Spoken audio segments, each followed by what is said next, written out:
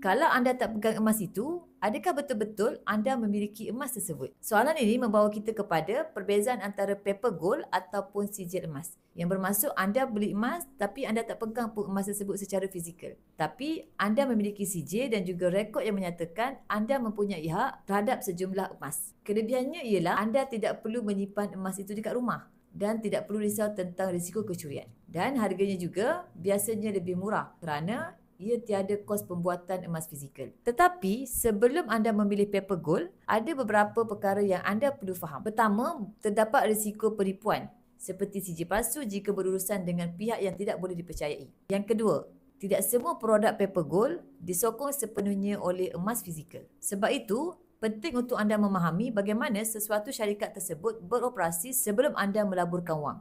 Tapi berbeza jika anda beli emas fizikal. Walaupun kos permulaannya sedikit lebih mahal, anda akan memiliki emas fizikal. Anda boleh tengok, anda boleh pegang. Dan bila anda nak pakai duit, anda boleh jual bila-bila masa saja. Kalau rasa sayang, boleh je pajak. Sebab emas tu dekat tangan anda.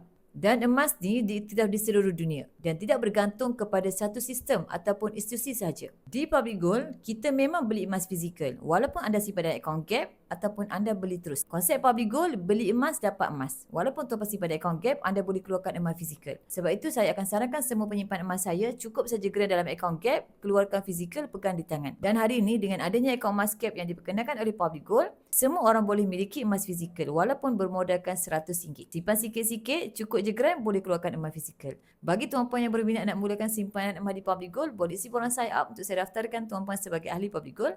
Kemudian saya akan guide tuan-puan dalam cara dan langkah-langkah simpanan emas yang terbaik untuk tuan-puan.